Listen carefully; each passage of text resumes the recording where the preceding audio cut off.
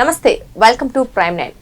ప్రస్తుతం మనతో పాటు mutual funds distributor and amphi certified registered QPFP అయినటువంటి పసుపులేటి రమేష్ గారు మనతో పాటు ఉన్నారు. ఆయనతో మాట్లాడి అసలు బంగారం గురించి, దాని ధరల గురించి పూర్తిగా తెలుసుకుందాం. నమస్తే అండి. నమస్తే మేడం. సో ఎలా ఉన్నారు రమేష్ గారు? ఫైన్ అండి, థ్యాంక్ యూ. సో యాక్చువల్గా భారతీయులు అంటే బంగారం ప్రియులు, తెలిసిన విషయమే. సో అయితే ఈ మధ్య కాలంలో అది ఎప్పుడూ పెరుగుతూనే ఉంటుంది. ఈ మధ్య కాలంలో భారీగా పెరిగి 1,00,000 దాటేసింది అండ్ మళ్ళీ తగ్గుతుంది. సో తగ్గుతుంది పెరుగుతుంది అనే ఒక క్వశ్చన్ మార్క్ అందరిలో ఉంటుంది, అసలు ఏమవుతుంది అని. నిజంగా బంగారం ధర మళ్ళీ పెరగబోతుందా అంటే మీరు ఏం చెప్తారు? బంగారు ధర ఎప్పటికి పెరుగుతూనే ఉంటుంది. ఇక్కడ నుంచి 1 year తర్వాత కంపల్సరీగా 1,20,000కి వెళ్తుంది గోల్డ్. 1 year తర్వాత 1 yearకి అంటే ఇక్కడ నుంచి 1 year తర్వాత మనం గోల్డ్ ని 1,20,000 చూడొచ్చు. కానీ ఒకేసారి 1,20,000 వెళ్ళదు. ఇప్పుడు ఏంటంటే గోల్డ్ 1 lakh లో ఉంది, ఆల్రెడీ పెరిగింది, బాగా పెరిగింది, ఆల్ టైమ్ హైలో ఉంది ఇంకా చెప్పాలంటే. కానీ ఎప్పుడు పెరిగిందంటే లాస్ట్ 4 years గానే గోల్డ్ బాగా పెరిగింది. గోల్డ్ కొన్ని సంవత్సరాలు ఎక్కడా పెరగకుండా అక్కడే ఉన్న సిచ్యువేషన్స్ కూడా ఉన్నాయి. సో సపోజ్ మనం చూస్తే 2010 నుంచి 2015 వరకు గోల్డ్ ఎంతో పెరగలేదు, చాలా తక్కువ, ఓన్లీ 4% రిటర్న్ ఇచ్చింది గోల్డ్. అంటే యాక్చువల్గా 20,000 ఉంది 2010లో. 2015కి వచ్చేళ్ళకి 25,000 రూపీస్ వచ్చింది గోల్డ్ 10 grams. అంటే ఆల్మోస్ట్ ఓన్లీ 5,000 పెరిగింది. కరెక్ట్గా రిటర్న్ క్యాలిక్యులేట్ చేస్తే ఓన్లీ 4% CAGR వచ్చింది గోల్డ్. సో పెద్ద రిటర్న్ లేదు. అక్కడ నుంచి నెక్స్ట్ 5 years 2015 నుంచి 2020 వరకు అప్పుడు మాత్రం గోల్డ్ డబుల్ అయింది. అంటే యావరేజ్ రిటర్న్ చూస్తే అప్పుడు కూడా ఓన్లీ 14% రిటర్న్ ఇచ్చింది. అంటే 25,000 నుంచి 50,000కి వచ్చింది ఆ టైంలో 2015 to 20. తర్వాత 2020లో 50,000 నుంచి 60,000 వెళ్ళింది 2020లో, అంటే కోవిడ్ టైం ఆ టైంలో. మళ్ళీ 2021కి వచ్చేసరికి మళ్ళీ 50,000 పడింది. 50లో కొంచెం కాలం పాటు అలాగే కొనసాగింది. సో ఆ పీరియడ్ అయితే కొన్ని సంవత్సరాలు రిటర్న్ కూడా లేదు. 2010 to 20 కొన్ని సంవత్సరాలు గోల్డ్ రిటర్న్ కూడా లేదు, అక్కడే ఉన్న సిచ్యువేషన్ చాలా ఉన్నాయి. కాకపోతే 2021లో ఏమైందంటే ఉక్రెయిన్ రష్యా వార్ స్టార్ట్ అయింది. సో ఎప్పుడైతే వార్ స్టార్ట్ అయిందో గోల్డ్ డెఫినెట్గా ఒక సేఫ్ అసెట్లా చూస్తారు ఎవరైనా. ఖచ్చితంగా వార్ స్టార్ట్ అయినప్పుడు పర్టికులర్గా లేదా ఏమైనా జియో పొలిటికల్ ఇష్యూ వచ్చినప్పుడు గోల్డ్ మన దగ్గర ఉంటే సేఫ్. సో మనం సేఫ్ సిచ్యువేషన్లో ఉన్నామని అందరు ఫీల్ అవుతారు ఎమోషనల్గా గోల్డ్ని. అలాగే గోల్డ్ కూడా వాల్యూ ఉంది. సో అది అందరికి తెలిసిన విషయమే. అన్ని కంట్రీస్ కూడా గోల్డ్ని దిగుమతి చేసుకున్నాయి. ఇప్పుడు మనమనే కాదు, ఇండియన్ బ్యాంకే కాదు, వరల్డ్లో అన్ని రిజర్వ్ బ్యాంక్స్. సో మన రిజర్వ్ బ్యాంక్ కూడా 830 టన్స్ గోల్డ్ మనం డౌన్లోడ్ చేసుకున్నాం, మనం ఇంపోర్ట్ చేసుకున్నాం లాస్ట్ 1.5 yearలో. ఇది ఆల్ టైమ్ హై. సో ఎందుకంటే ఇది ఒక సేఫ్ అసెట్. ఇప్పుడు మనం చూస్తే దాని తర్వాత మళ్ళీ ఇజ్రాయెల్ హమాస్ వార్ స్టార్ట్ అయింది. అది అయిపోగానే మనం ఇండియా పాకిస్తాన్ కూడా కొద్దిగా సెమీ వార్ జరిగింది. మధ్యలో ట్రంప్ కూడా కొంచెం ట్రేడ్ వార్ జరిగింది. తర్వాత కూడా ఇరాన్ ఇజ్రాయెల్ వార్ కూడా చేశారు. సో ఇన్ని వార్స్ వచ్చినప్పుడు ఏమవుతుందంటే డెఫినెట్గా ఈ వార్స్ వచ్చినప్పుడల్లా వాళ్ళ రూపీస్ పడిపోతాయి, వాళ్ళ కరెన్సీస్. సో మన ఇండియన్ రూపీ చూస్తే ట్రంప్ వచ్చిన దగ్గర నుంచి చాలా డిప్రిషియేట్ అయింది. వార్ వచ్చిన దగ్గర నుంచి కూడా మన రూపీ డిప్రిషియేట్ అవుతుంది. ఎందుకంటే మనం ఎక్కువ పెట్రోల్ ఇంపోర్ట్ చేసుకుంటాం.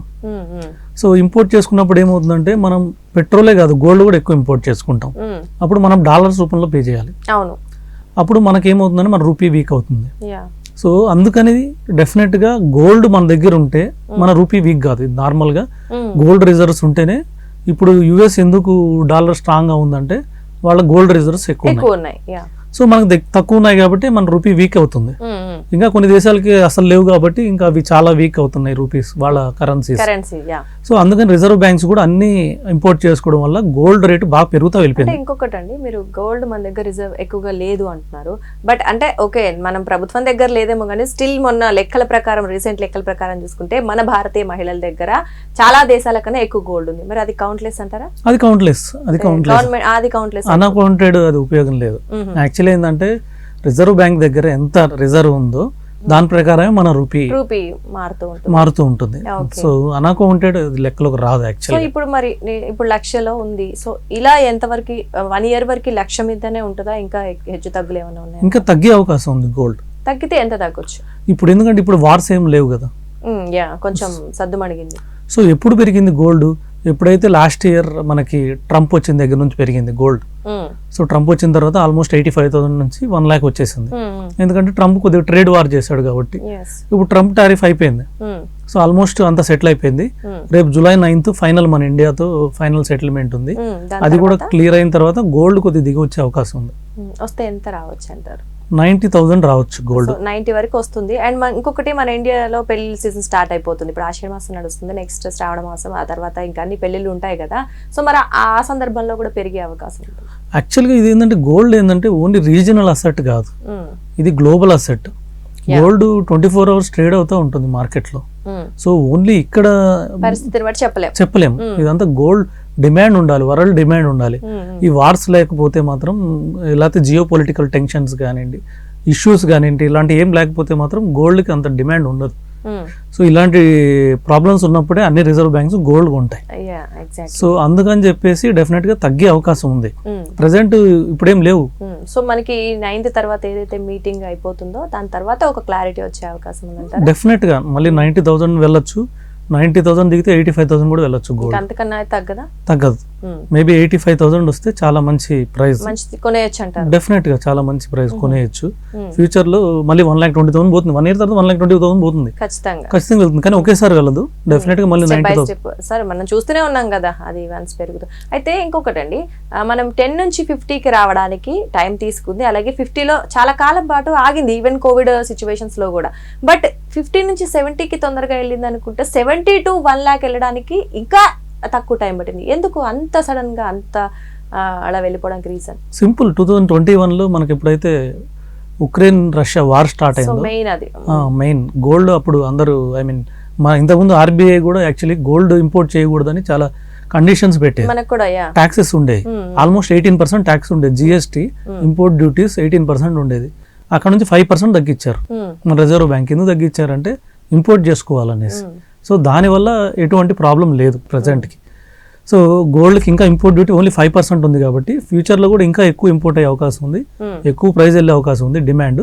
ఏదేమైనా కానీ మన పోర్ట్ఫోలియో ఎలా డిజైన్ చేసుకోవాలంటే మన ఇండివిజువల్ గోల్డ్ రేట్ ఎట్లా ఉన్నా మనకు సంబంధం లేకుండా మనం ఏం చేయాలంటే మన రిజర్వ్స్ అంటే మన ఇన్వెస్ట్మెంట్స్ ఏదైతే ఉంటాయో అందులో 10 to 15% గోల్డ్ ఎప్పుడు పెట్టుకోవాలి.